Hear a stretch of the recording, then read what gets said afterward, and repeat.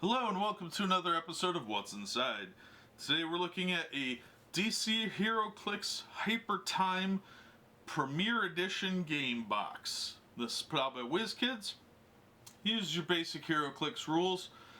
This one is the Premier Edition as opposed to the regular edition. The regular edition just has Superman punching at Joker and is about half the size. This one has some extra figures in it. I believe there's 130 figures total in this set.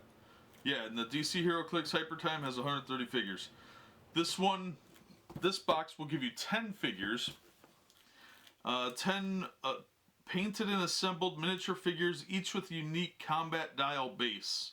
One quick start rule sheet, one rulebook, two double-sided 3x3 maps, one superpowers ability cards with a collector's checklist, 6 tokens, 10 markers, 2 dice, 10 ID stickers, and 1 Heroclix ring.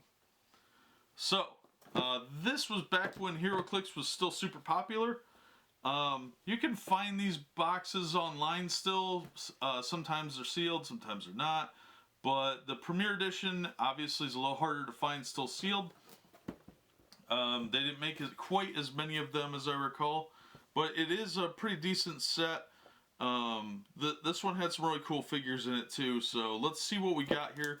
I'm gonna break this one open and see what kind of coolness awaits. The figures are random except for Batman and Joker that you can kind of see through the little window there. You get more figures in this one than you do the regular edition. The regular edition, I think, only had 8 figures. I might be wrong on that, but I'm pretty sure this one has more.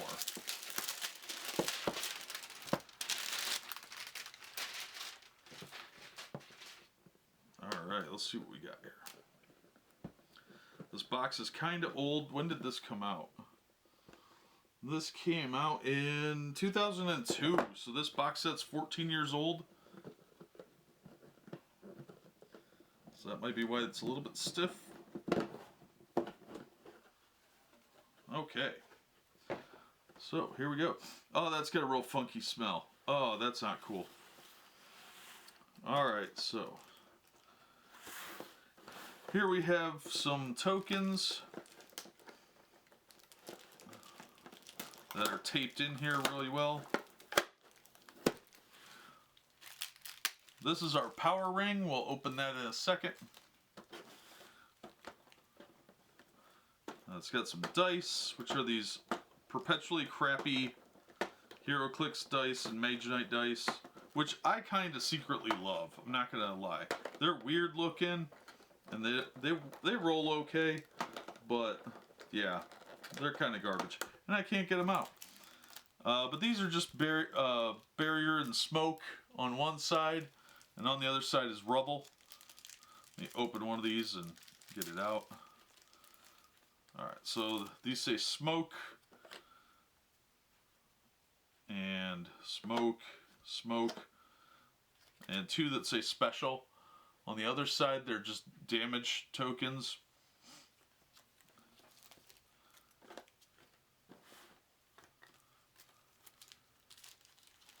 And these other ones are just barrier ones for special abilities. So they say barrier on them. And on the other side is just more rubble.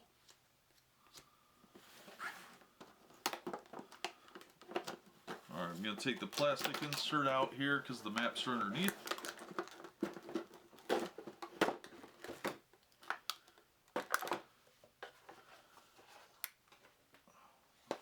Box is pretty sturdy still, which kind of surprises me, honestly.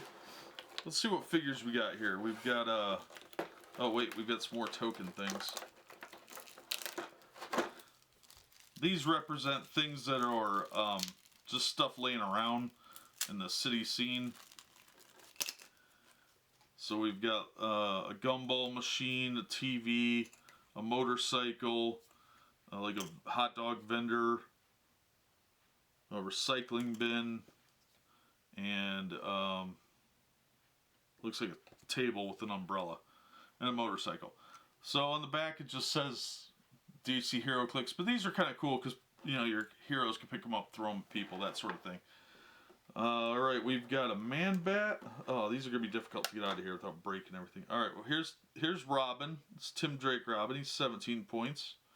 Now with these, they came out with this ring, which is really cool because the dials would get hard to turn sometimes, and it screwed up, but you got this ring with these little pegs around it.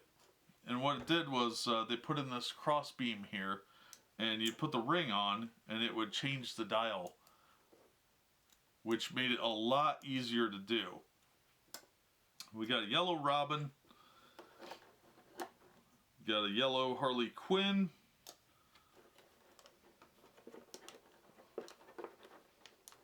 oh geez, these are really stuck on here. Yellow Huntress, the yellow Clayface, a red Aquaman. He's part of the JLA team. This is back when he had the hook hand. We've got a flying Hawkman. We got two flyers. We got Hawkman. Let's see if I can get him out of the packaging here.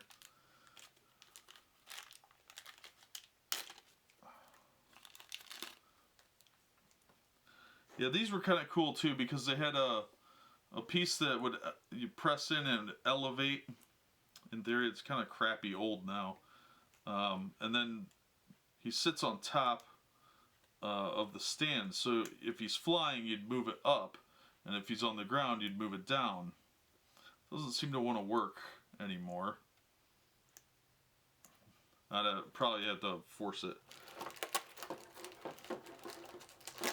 And here's the man bat I mentioned. If I can get him out of the packaging. Man bat's also a flyer, but this is a blue man bat. And he's got the different type of stand where it's just a peg in his foot that goes on top. So it looks like he's flying then. Then we've got a yellow Bane.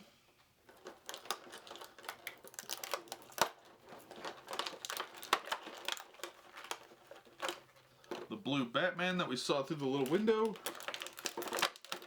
And the yellow Joker. And that's the figures we got in the box.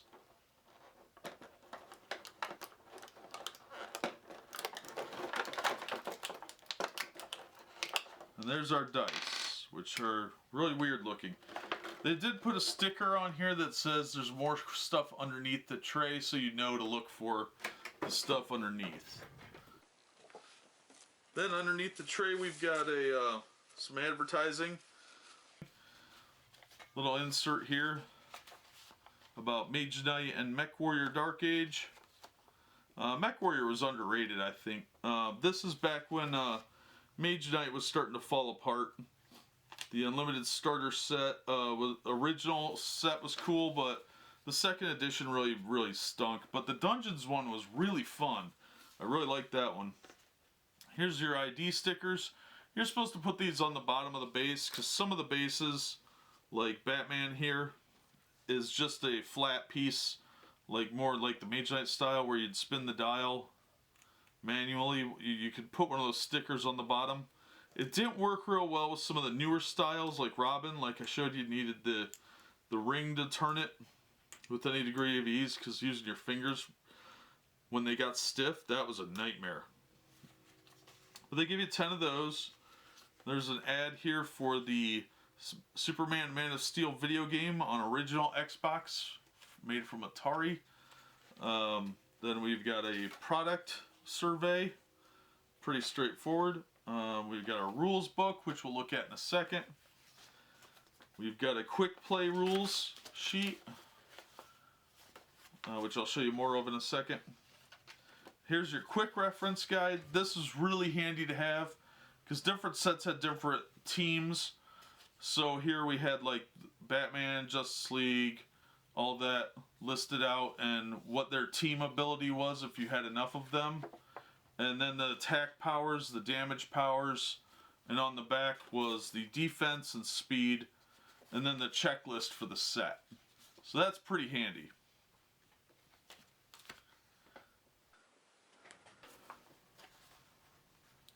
Here we have the quick play rules, which is folded really weirdly because it's kind of backwards, because it opens this way. So you got your basic information about the dial, how it works, and then it just kind of goes into real quick overview.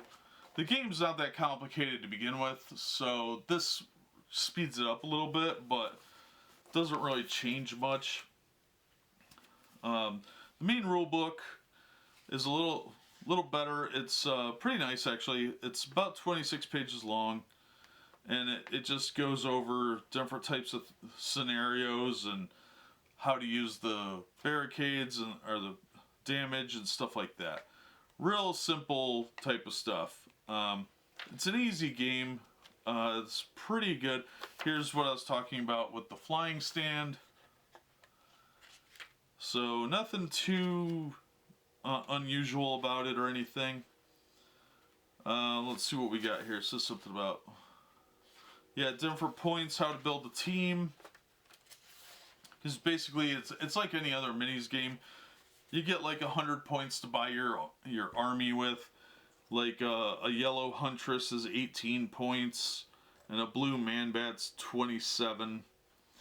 Yellow is the weakest, blue's the mid-range, average, and red's the better one, the best one. So our only red one here is Aquaman, and he's 41 points.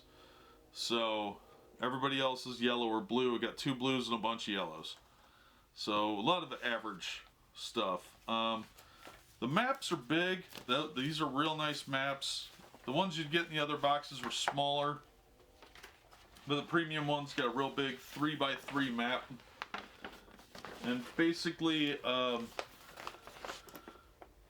it gave you like different areas. There's like the outside here, and then inside the office building, and there are doorways marked. So if there wasn't a doorway, you'd have to break through the wall or something like that. There's different obstacles in your way, like furniture, that sort of thing. So these maps are real big, and you get 2 of them, and they, I believe they're double-sided. Yes, there's outside and inside. So here's a semi. You could get on top of that and throw stuff around, that sort of thing.